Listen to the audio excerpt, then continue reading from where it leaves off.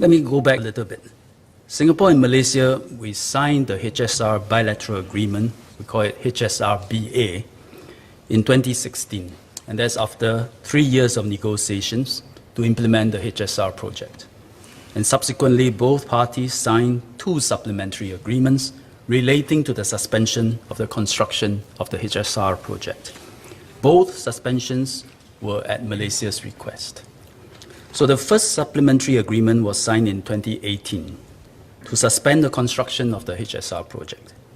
The second, in 2020, extended the suspension period to 31st December 2020, with the explicit understanding that it would be the final extension. By then, it would have been extended 2.5 years.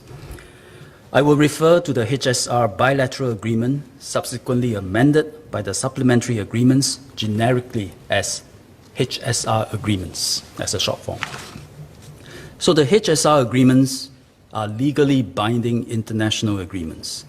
Parties come to the table as equal, discuss the various terms, such as how to structure and implement the cross-border HSR project, and the rights and obligations placed on both parties.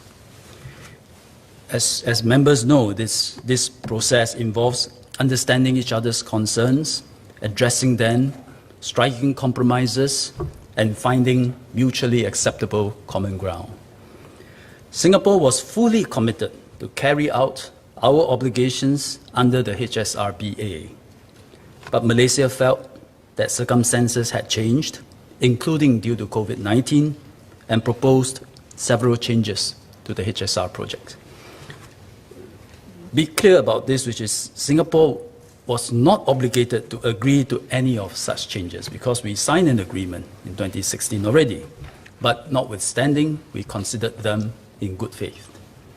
But we were unable to agree to one particularly significant change proposed by Malaysia.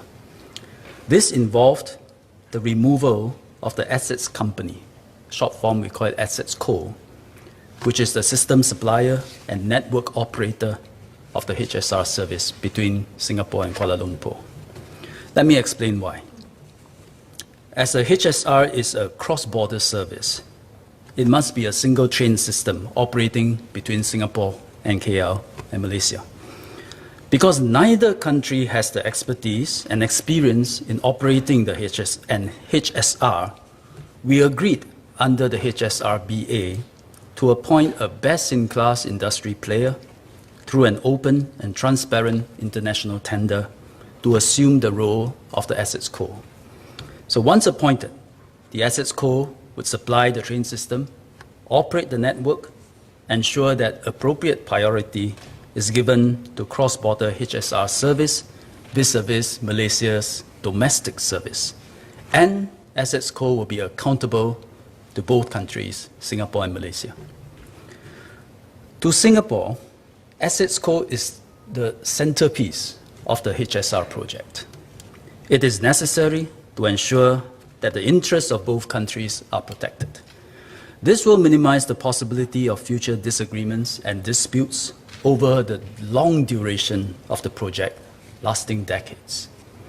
Singapore therefore informed Malaysia that the removal of the Assets Co constituted a fundamental departure from the HSR-BA and could not be accepted. Malaysia has since decided to allow the HSR-BA to be terminated. In these circumstances, it has to compensate Singapore in accordance with the HSR agreements.